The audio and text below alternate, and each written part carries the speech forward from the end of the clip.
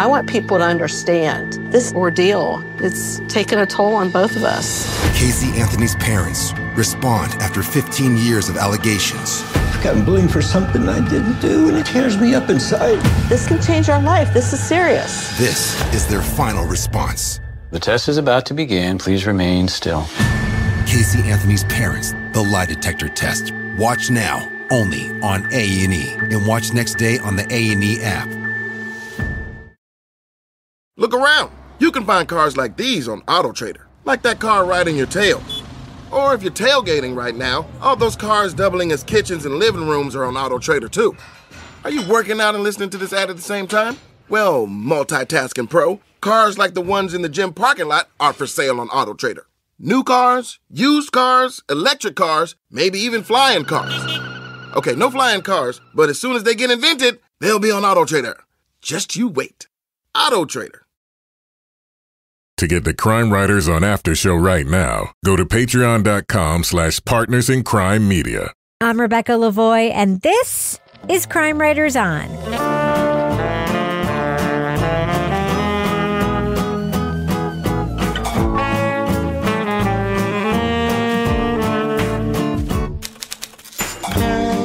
Crime Writers On is the original true crime review podcast that digs into true crime, pop culture, other podcasts. And on this episode, in 1983, a teenage girl was snatched outside of Vatican City. Was her kidnapping the work of political operatives, the mafia, or the Catholic Church? We'll discuss the Netflix series Vatican Girl, the disappearance of Emanuela Orlandi. Joining me to get that done and more is true crime author, TV journalist, and host of the These Are Their Stories podcast, my husband and love of my life, Kevin Flynn. Hello, Kevin. Ciao. You know, Kevin, I have to tell you It's the something. only Italian I know. Ciao. You know, the Italians are my people. Uh-huh. But when they speak the language, all I can think about is it sounds like people are ordering food. That's all it sounds like Is to that you. is that wrong? It just makes me hungry. It is wrong. I know. But it's probably accurate. They're my people, but the language makes me hungry. I just see myself like on one of those little scooters going, ciao, coming around town. Have a little Aperol spritz. Yeah. Oh, hey. Yeah. Oh, a little espresso. Also, macchiato thing. yeah. All right. Also, stop it. Also with us is private investigator, certified pet detective, resident cat lady, and author of The Final Curtain, our very own Lara Bricker. Hello, Lara. Hello, Rebecca. And finally, our captain of all things cynical, the author of the City trilogy of novels, host of the Strange Arrivals podcast, and our Patreon deep dive book club podcast in Bill Rankin's Rumpus Room, Toby Ball. Hello, Toby. What is up? Listen, Kevin, last week's business section and Went off the rails a bit. and outtake went off the rails a bit. Do you have anything that you would like to say to Bill Rankin to make up for that debacle? Hi. I'd love to have you over for some pie. Oh, some ambrosia. We want to watch some college football? Oh, okay. Enough. I think it'd be great to have a party. I thought this was going to be an I earnest. could make some lemon tarts. I thought it was going to be an earnest apology to What? Bill. I know, is Bill upset? I haven't heard if Bill was upset. Well, it's because we're taping this before the show can say actually it. came out. You know Bill's just fine with it. He loves the attention.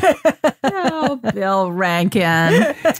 You can't be a cult figure without a cult following, right? So, I want a Bill Rankin t-shirt. Do you think we can set this up in the Crime Writers on merch show? I don't know. We have to get his likeness rights or something, right? Rebecca and Kevin and Lara and Toby and Bill. I love it. I'm down with that. But like all good it can't just be like, hi, I'm Bill Rankin. Although I guess it could. Hi, I'm Bill Rankin would be an amazing t-shirt. That's it. Hi, I'm Bill Rankin. Hi. Oh, Jesus Christ, Kevin. All right, so what were we talking about? What we're doing next show, Kevin? This is Monday's show. What's happening on Thursday's episode? This is normally when we do that, right? Yeah. Well, I probably will do some more Bill Rankin, but on Thursday's show. This You're gonna cannot get become Rankined. a Bill Rankin Stan podcast, although that wouldn't be so bad. He It'd be so deserves bad. one. Yeah. I'm going to start doing Gilbert King. Yes.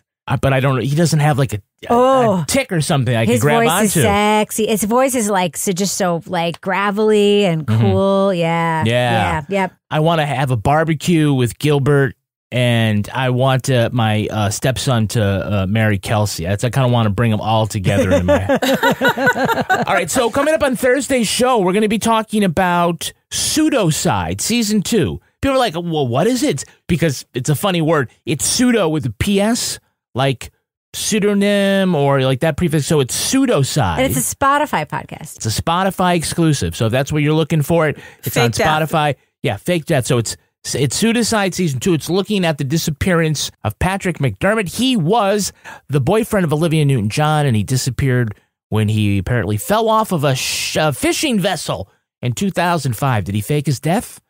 We'll investigate. Or as the very posh British lady says, Patrick McDermott. Patrick McDermott. All right, so that's what we're doing on Thursday. Yep. What are we doing on this podcast? Should we just go ahead and start that and begin talking about it? Let's do it. All right, I'm going to go ahead and drop that first clip right now. Leading off. Police in Rome had been treating it as a tragic but more or less routine kidnapping of a young girl. But then today, Richard Roth reports a phone call changed all that. In 1983, 15-year-old Emanuela Orlandi disappeared after her music lesson. Her family were citizens of the Vatican.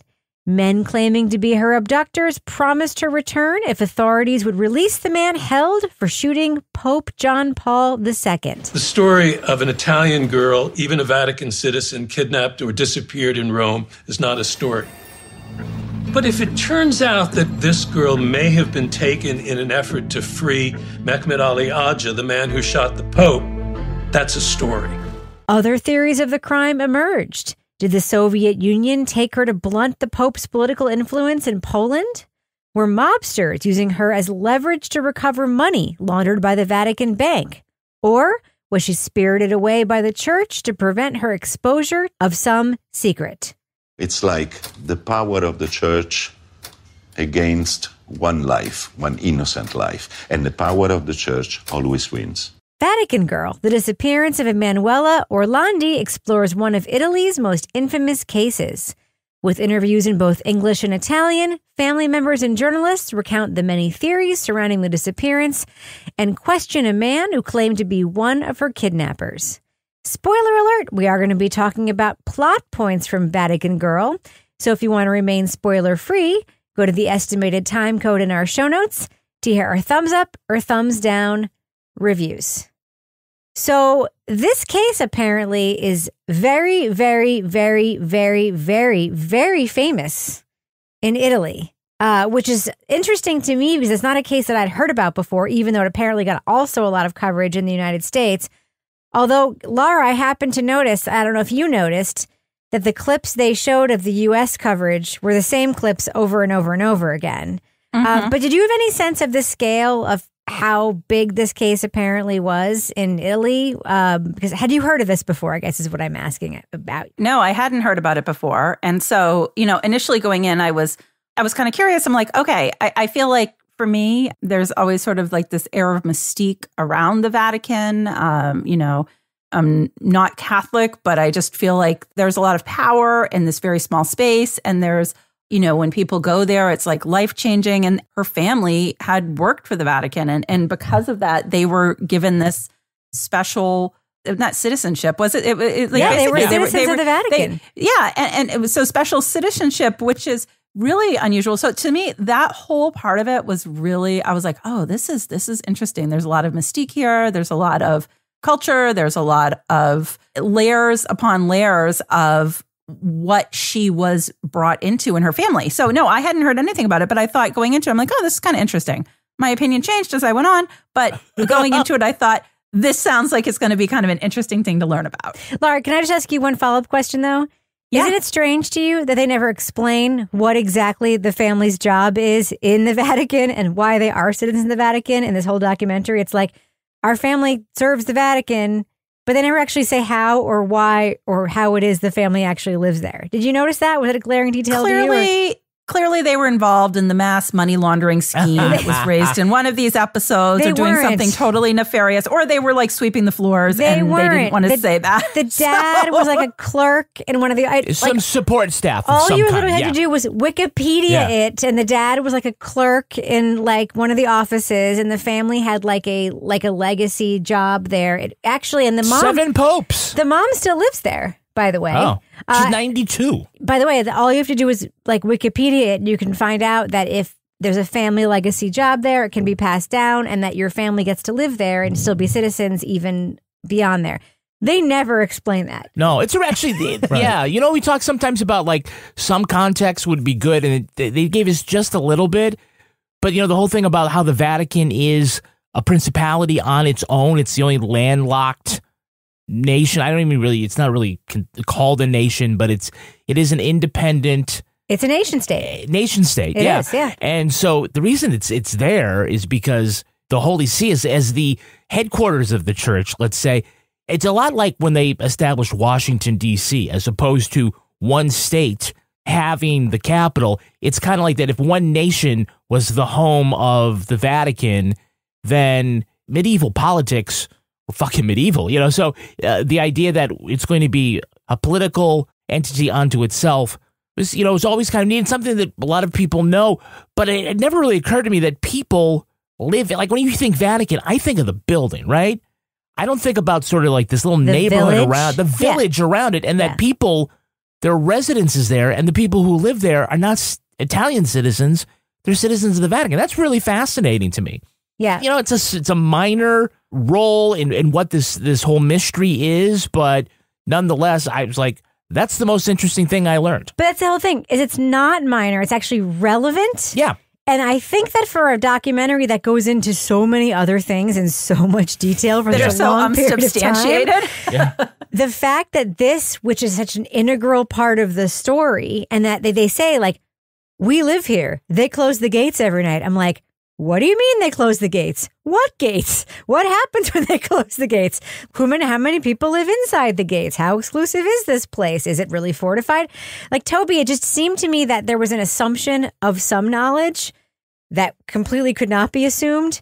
And then them giving us other knowledge that was just completely irrelevant in other cases. Like, this was a very strange documentary in terms of like, what they assumed we knew and then what they assumed they thought we needed to know, if that makes sense. Yeah. You learn a lot of details about things that don't in the end up mattering at all. You mean like the entire episode 3?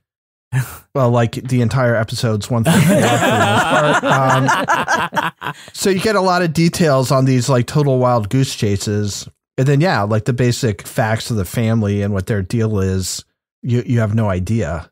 It's interesting because the family's really involved in this, but other than Pietro, you don't really get a sense of any of them, right? All the women seem kind of interchangeable. They don't really stand out as individuals. At least they didn't to me. I mean, they looked a little bit different, but they didn't have like a different point of view or anything. So it's really, you're just hearing him with his sisters chiming in every once in a while. And then the mom chimed in towards the end.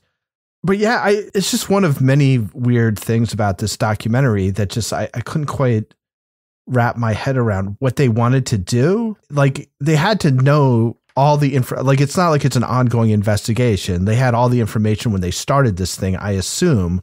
So why A, they thought they could sustain, 4 episodes on this, and B, why they would just set it up where it was just sort of endless wild goose chases and then no real resolution anyway. It's a little weird. They also framed it, Toby, as you noted, as the beginning in a quote, this episode is so serious that it's the biggest scandal of the modern church, which doesn't seem right. I don't think it really is.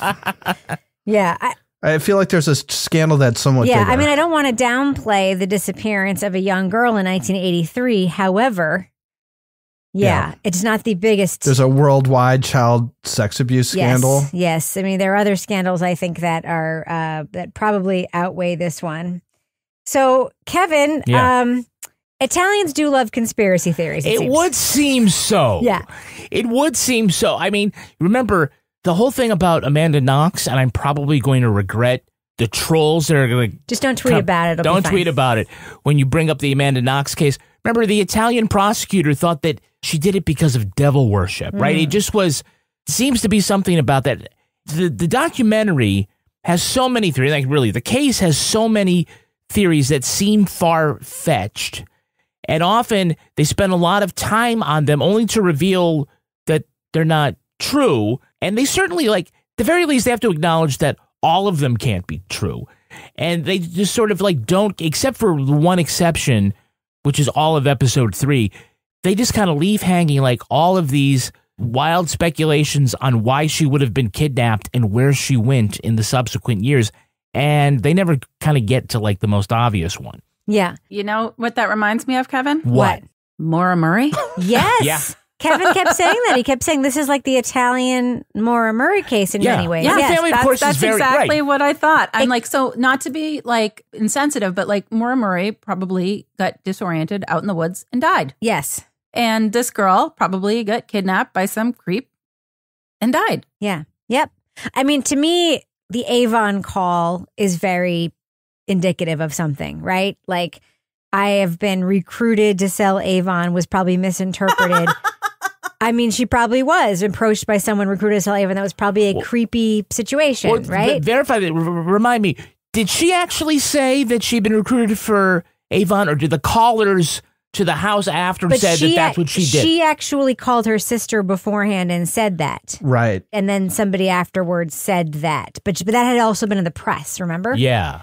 So it's very likely she had been approached by somebody before her music lesson and then was taken. Yeah, she was going to sell leggings from LuLaRoe. Yeah.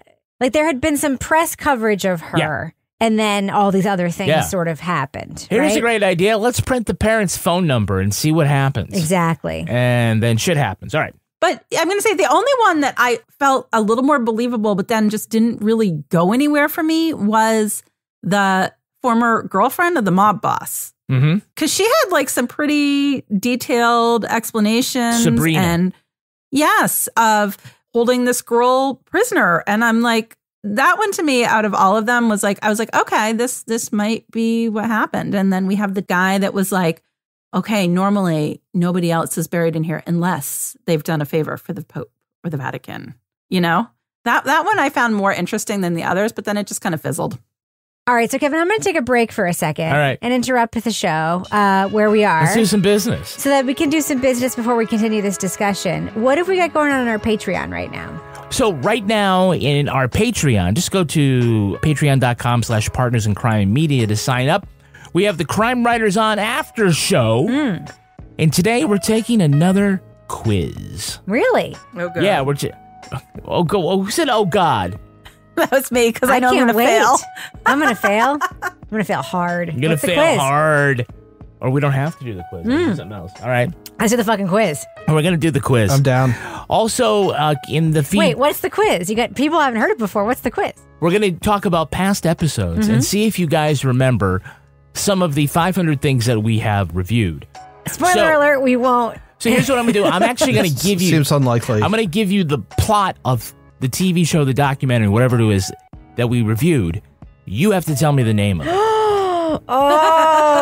And then we're going to ask about flipping the script, whether or not you were thumbs up or thumbs down on this all these years later. Can't wait. All right. What else have we got going on, Kevin? Well, we have Toby Ball's Deep Dive Book Club podcast. Toby just did... Ambrosia in the Rumpus Room? Oh, he had Bill Rankin on and Chris Joyner. And anybody else, Toby, was that? Was just them? No, it's just them. Just them talking about? We were talking about Two Truths and a Lie by Ellen McGarrahan. Classic Rumpus Room game. Yeah. Classic. Jesus Christ.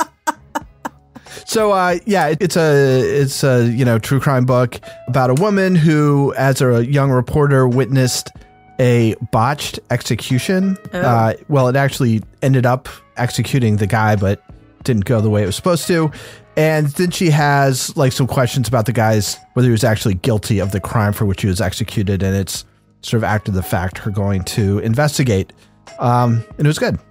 Yeah, so if you want to listen to that or more than 300 more exclusive podcasts, go to patreon.com/partners in crime media And you can sign up for all that, including Laura Bricker's Leave It to Bricker podcast, Married with Podcast, which will have a new episode coming out shortly, and the after show. All right.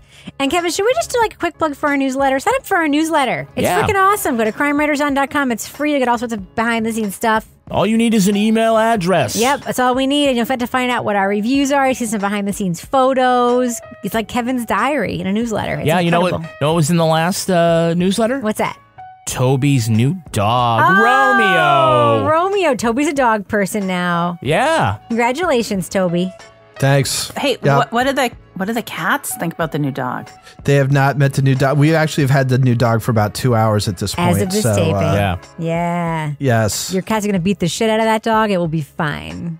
Yeah. Well, I don't know. I don't know how the cats are going to react. It'll be interesting. It'll be just fine. Cats are boss. I'll report back. Another reason to sign up for the newsletter. Yeah. Yeah. All right, Kevin, does that end the business section? Yeah, this ends the business section. I'm going to go ahead and fade that music out right now. I want people to understand this ordeal. It's taken a toll on both of us. Casey Anthony's parents respond after 15 years of allegations. I've gotten blamed for something I didn't do, and it tears me up inside. This can change our life. This is serious. This is their final response. The test is about to begin. Please remain still. Casey Anthony's parents, the lie detector test. Watch now, only on A&E. And watch next day on the A&E app. Look around. You can find cars like these on AutoTrader. New cars, used cars, electric cars, maybe even flying cars. Okay, no flying cars, but as soon as they get invented, they'll be on AutoTrader. Just you wait. AutoTrader. Luxury is meant to be livable. Discover the new leather collection at Ashley with premium quality leather sofas, recliners, and more, all built to last. No matter how many spills, scuffs, or pet-related mishaps come its way, the leather collection at Ashley is made with the durability you need for the whole family. Shop the new leather collection at Ashley and find chairs starting at $499.99 and sofas at $599.99. Ashley, for the love of home. So, Toby, we have a whole episode of this documentary, episode 3, which centers around a guy, Marco Accetti, who was allegedly involved in the kidnapping plot, who allegedly called the family several times and disguised his voice and called himself the American, who gives an interview to these documentarians in disguise, yet who had in the past had given a television interview along with Emanuela's brother, not in disguise, and he's framed as potentially involved in this plot. But at the end of this episode, we're told none of this matters, and basically etch-a-sketch your brain because he's probably not involved. What did you think after watching this hour-long episode of this documentary, Toby? So look, I think I would have been more interested in watching a show about him. Than about this whole thing. I mean, I think what was interesting is sort of what would possess this guy to confess to being involved in like this very, very famous missing girl case. And, you know, he plays it well enough that he's got a lot of people sort of on the hook, right? So I thought it was kind of interesting. I mean, the problem is the whole thing is set up as like what happened to the Vatican girl, right? And this has nothing to do with it, right? It's got something to do with the investigation, I guess, and sort of yet another dead end in the investigation. But, you know, if the thing was really about, I don't know, like the gullibility of the police or the fact that people sort of latch onto these wild conspiracy theories in the absence of actual real information, maybe that would make more sense. So while I found it kind of interesting in and of itself, and it also includes like this wild scene where on television, they have Emanuela's brother, Pietro, confront this guy. And they're like just talking on TV and it's just nuts. No, tanto stiamo mettendo in dubbio. Ci sono state delle personalità all'interno del Vaticano che ti hanno ingaggiato per fare questo lavoro? Non sono quel tipo di persona che tradisce la parola. Però sei il tipo di persona. But again, it's just like, it's like all these episodes, because they don't go anywhere. And after a while, you assume that they're not going to go anywhere. It just feels like they asked the wrong question at the beginning, right? They should have framed it in some different way if this was the way they were going to go forward. See, I thought that episode... Go ahead, Laura. Oh, I was just going to say one thing. All I could think when that guy was on was I was like, it's like a flashback to the Legend of Cocaine Island. Yeah. I mean, episode 3 about Marco Assetti was equally fascinating and frustrating to me. I mean, it didn't take long for the viewers to like really start to question if this guy was on the level, because we've just had 2 hours kind of prepping us for, don't believe any of the shit that they're throwing at you here. You know, and then to come out the other end and just to say, well, he's a fabulist. Well, I mean, at least points for one of these threads for them to say, yeah, this is bullshit, as opposed to the Pope said something at Mass, and my God, we're going to parse his syntax to figure out he actually knows what happened. Jesus Christ. But back to Assetti here, I mean, if you did the history of it, you couldn't not have him because it's such an interesting side to the whole story here. I think But an hour of that content? An hour. Yeah, I mean, but I think the concept They made us sit through an hour of him. The concept of a person inserting themselves into a crime in that way is kind of food for thought. It's like Toby says, it is interesting in and of itself to look at because it happened like in the JonBenet case. Remember that? Some guy confessed to doing the case. And we found out later he was just on a bus. It's a condition. And they throw themselves into it because they want the attention and other things like that. It is interesting to perceive that, to talk about that. I don't know if, as far as the entire narrative here of these 4 hours, whether it's balanced enough. No. But I do. I mean, they didn't get anybody from the Vatican Bank to talk. So if this guy's going to jump up and talk, why not talk to him? So we have this poor family, right, who lost their sister/daughter, okay? They're participating because I'm guessing, and Toby, you said a no, you're like, you don't know why they're participating. I'm guessing they're participating because they don't know what the hell else to do at this point, right? And they're just like willing to grasp onto anything.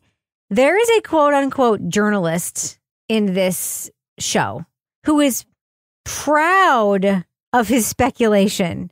He's proud of it. You remember this guy who's like, I wrote a column. His name is Purgatory. Yeah.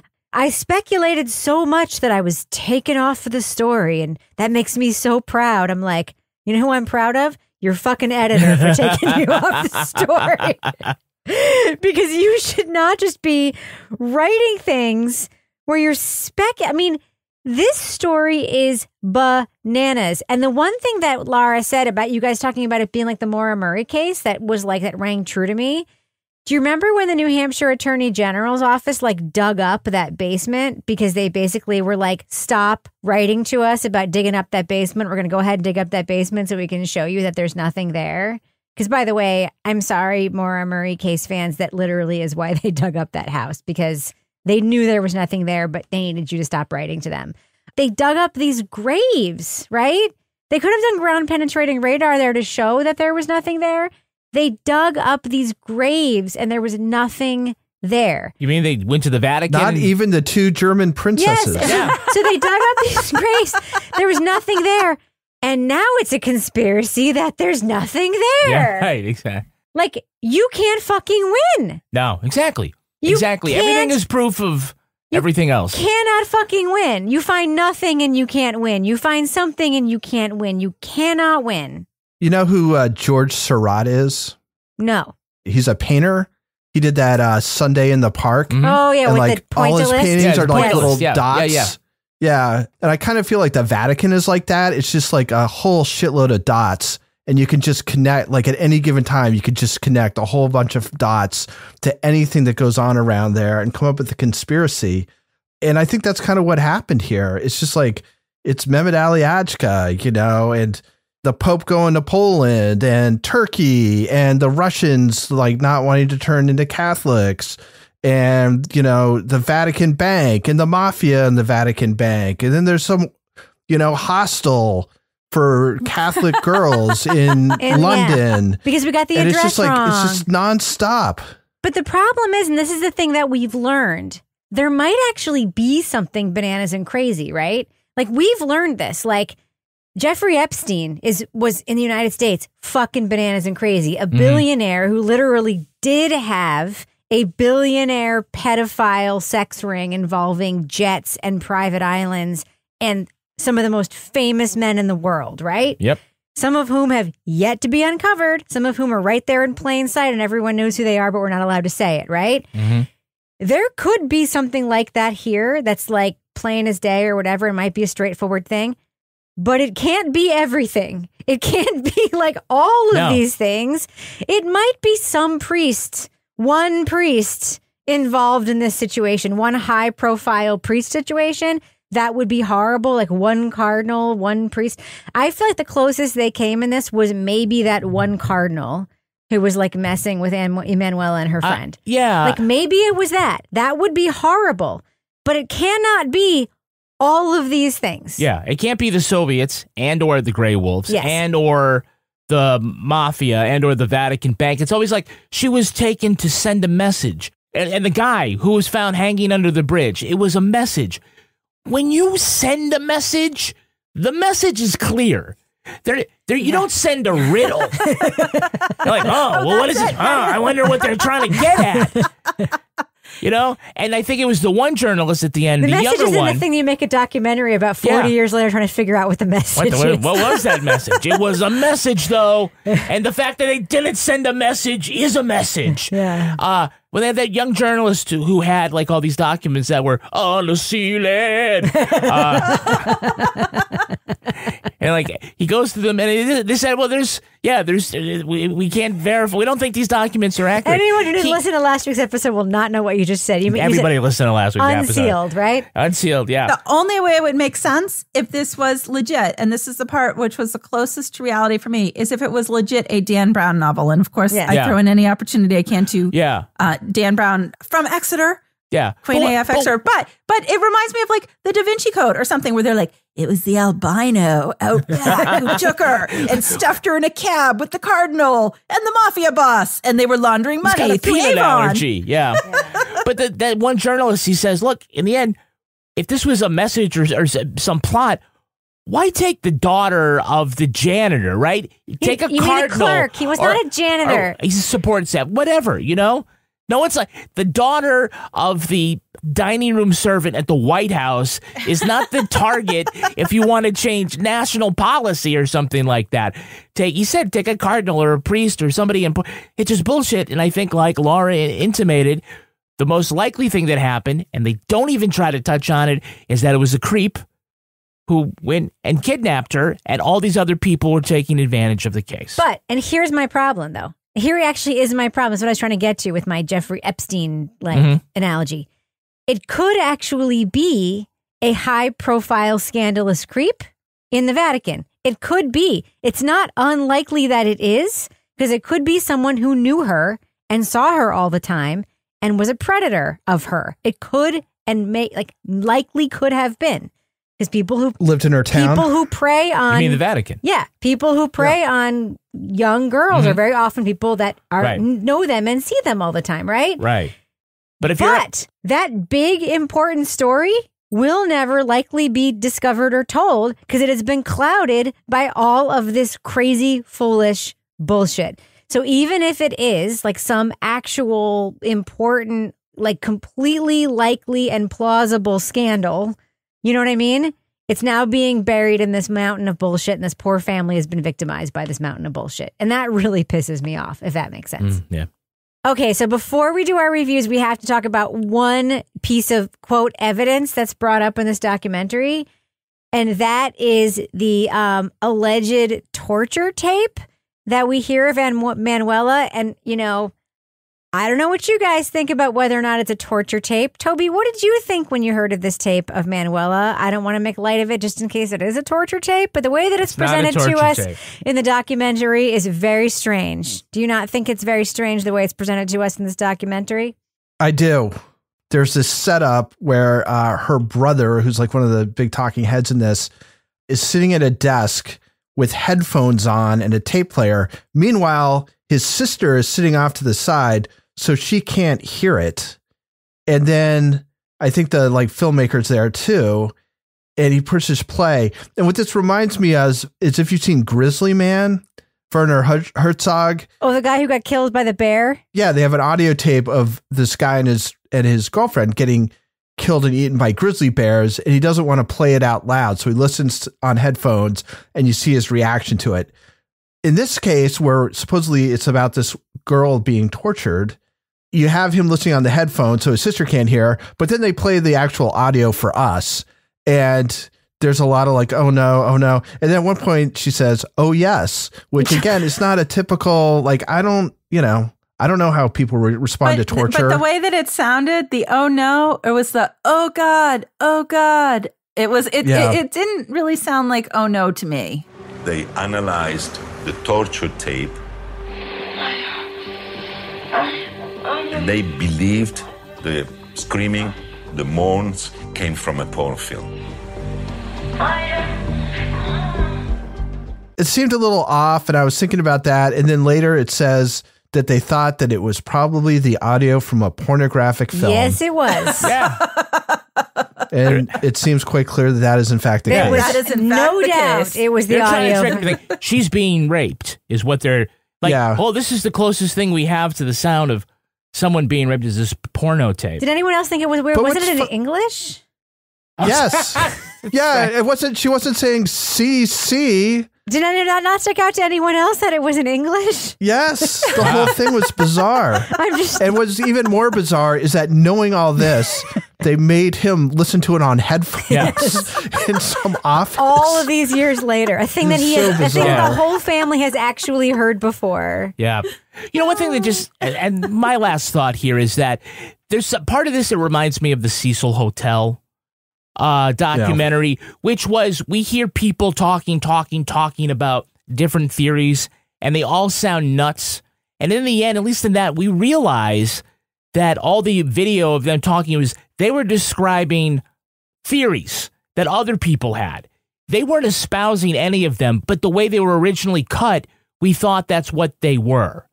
So Pietro comes off as if he believes all of these theories all at once. And we never sort of get the context on what he also says, this is valuable, this was a red herring. We don't get any of that. And so as viewers, we're just numb to the whole idea that anything might be interesting. There is a tidbit about a different girl that was kidnapped that one of these callers seemed to have some really good information on. That was the only thing like vaguely intriguing about any of the stuff that was coming out, because it was just like, no, they wanted to get at the Pope, so they took this girl, and then then she disappeared. I never did anything to harm my daughter or my granddaughter. The test is about to begin. Please remain still. Casey Anthony's Parents, the lie detector test. Watch now, only on A&E. And watch next day on the A&E app. Look around. You can find cars like these on AutoTrader. New cars, used cars, electric cars, maybe even flying cars. Okay, no flying cars, but as soon as they get invented, they'll be on AutoTrader. Just you wait. AutoTrader. Luxury is meant to be livable. Discover the new leather collection at Ashley with premium quality leather sofas, recliners, and more, all built to last. No matter how many spills, scuffs, or pet-related mishaps come its way, the leather collection at Ashley is made with the durability you need for the whole family. Shop the new leather collection at Ashley and find chairs starting at $499.99 and sofas at $599.99. Ashley, for the love of home. All right, let's do what we do. Let's let our listeners know, should they check out Vatican Girl, the 4-part documentary in both Italian and English on Netflix. Laura Bricker, what do you think? Thumbs up or thumbs down for Vatican Girl? I am going a thumbs down on this. I thought perhaps it was just me, and I was like, this is really not making a lot of sense. There's a lot of buildup and no conclusion. There's a lot, and it was just not, it was awful. And the thing is, it's a real case. And here's this family who is clearly still grieving, participating in this, talking about this loss, never knowing what happened to their sister all these years.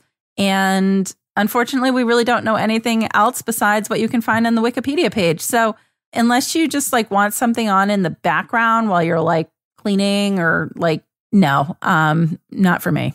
Toby Ball, what do you think? Thumbs up or thumbs down for Vatican Girl? Just as an addendum to what Laura said, if you're trying to do your chores, it's going to be a very difficult listen because most of it's in Italian. So if you're not looking at the screen, it's just, but it may make just as much sense in Italian. I don't know. It does some kind of interesting sort of visual things. There's a lot of kind of cool, like 1980s video stuff that was kind of fun to look at.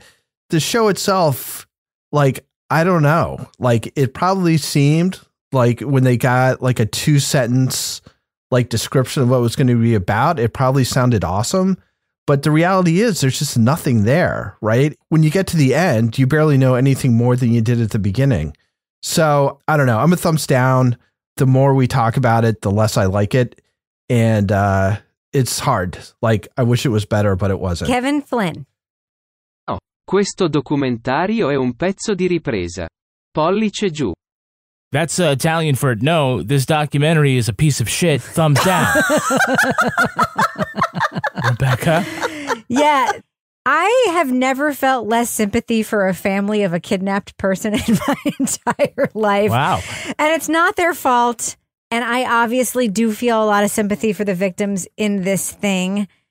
But this piece of media, it's bad. It's so unbelievably boring that not even an Aperol Spritz or a popsicle or a container of gelato or a fire in the fireplace or any of the things that I tried to do to make me want to stay on the couch, attest to this, Kevin, worked to make me want to stay on the couch.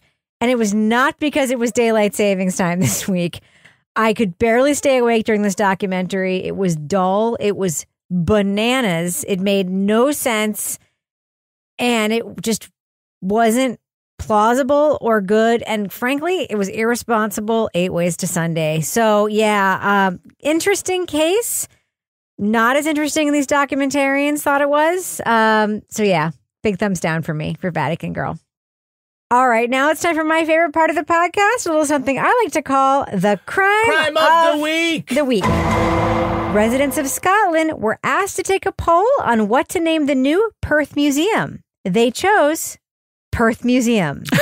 The facility will be tucked inside Perth City Hall and will feature local art and the Stone of Destiny. Poll participants favored the sensible, if not imaginative name, over 450 other suggestions, capturing 60% of the vote. Crowdsourcing a name can be a roll of the dice. In the past, the public has voted to name a polar research ship, Bodie McBoatface, and dubbed the leader of a pod of whales, Mr. Splashy Pants. The Perth Museum, which will be a museum in Perth, will open in 2024. Panel, the Perth Museum may begin a trend of uninspired naming rights. Laura Bricker, I challenge you. Give a boring name to something else. Go ahead, Laura Bricker. The refrigerator. Toby Ball, what do you think? Do you want to go ahead and give a boring name to something else? Well, I'll just say my experience with crowdsourcing names ended up with Toby Ball's Deep Dive podcast. Yeah. But as far as like a boring Waffle House. What do you think, Kevin Flynn? The studio in our closet.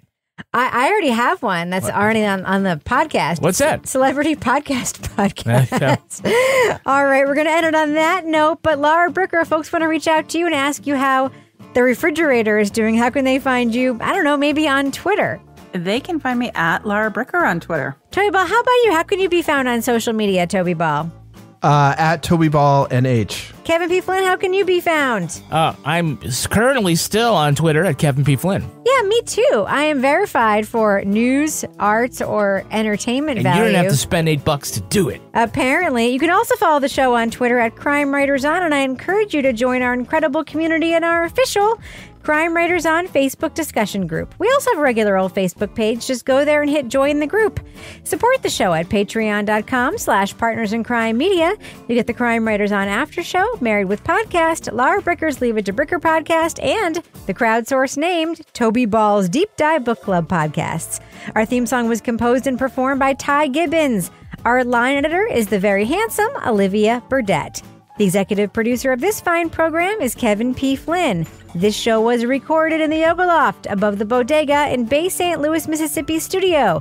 otherwise known as Studio C, The Closet, in our New Hampshire basement where we sell Avon products and ride around on our little scooters. Ciao. On behalf of all the crime writers, thanks so much for listening. We will catch you. Arrivederci. Do you know about the Hobo Americans? I want that on the shirt. I want the Hobo Americans on the shirt. Without context, and there though, can be that's a just little horrible. train on it. No. I want a little train on Laura, it. no. With no context, that is so fucking problematic. I got it. All right. It says, "Hi, I'm Bill Rankin. Do you know what a court is?" That's the judge. That's not a dress. Those are robes. Oh no! This is quite an apology. That's not a hammer. It's a gavel. He's not a carpenter. Put your face right there. This was supposed to be you saying, "I'm sorry, Bill. You're hurting my stomach." I have something. Like exercise. Keep I going. have something for your tum-tums, Laura. Okay. All right. Just have some cotton candy. Oh, God. The reviews about me are not going to get better after this open, Kevin. I just lost a contact lens. Seriously. You're just laughing. Sorry, contact lens just came out of your eye. Opt out. For real, hip pause. Kevin, that is a great compliment to you, Kevin. Yeah. Legit hip pause. Just stopping the. Kevin is so funny that he can pop a contact lens out of someone's face. My contact lens literally just popped out. I have to go get another one. Because you were laughing so hard? Yeah. Oh my God. Cheers. Where is it? It's still in my. It's like in the back of my skull. Oh my God, I hate contact lenses. The back of your skull? Oh, shit. What did you say? So I guess while we're just waiting, here. we could do some like raunchy Bill Rankin. Oh no! Hi, I'm Bill Rankin. Do you know what it means? It means. Oh! No! Ew! Hey. Ew! Laura, don't knock until you try it. I'm not trying it. Are you still recording? Does Livy have to go through She's this? got to go through all of it. She's like, oh my fucking God. Oh, she's a college student. Yeah. She's fine. Hey, Libby. Well, ciao. Yeah. Ciao. I think Livy, actually in contact our HR representative. You can probably get some money You're out gonna of have us. to go to sensitivity training now, Kevin. I know. It's like when the Hi, I'm Kevin. I've just been Bill Rankin. I've been super sensitized. Oh my God! Fuck. When I was first in the newsroom, the obituary editor / receptionist had to go to sensitivity training because she was laughing about the AP story that came across the wire about the phone sex operator who got carpal tunnel and filed for workman's comp. Carpal tunnel? She was a phone sex operator, Toby. No, she doesn't have to do it. They don't have sex. Well, she was getting into the spirit of things and apparently got carpal tunnel syndrome, and then she wanted workman's comp to cover it. And someone had to go to sensitivity training because they laughed at that. Yes, the receptionist who has since died, she was this hysterical, and she was like, oh my God. She was this very sarcastic old French lady. She's like, get a load of this. And there's this lady who like reported her. Have we introduced Toby yet? Laughing about it. Yeah. Yes, we have. Yeah, we did. Okay. Yeah. We got to me. Okay. You're so Let's happy see. now that you have pheromones. All right, we're 4 minutes and 16 seconds into the It's show. like kitty weed. It's like kitty weed coming out of a diffuser. Okay, hit record. It's recording. Ready? And resume. Okay, so that hasn't happened to me in the 8 years we've been doing this show that you made me laugh so hard. The contact lens has literally popped out of my head.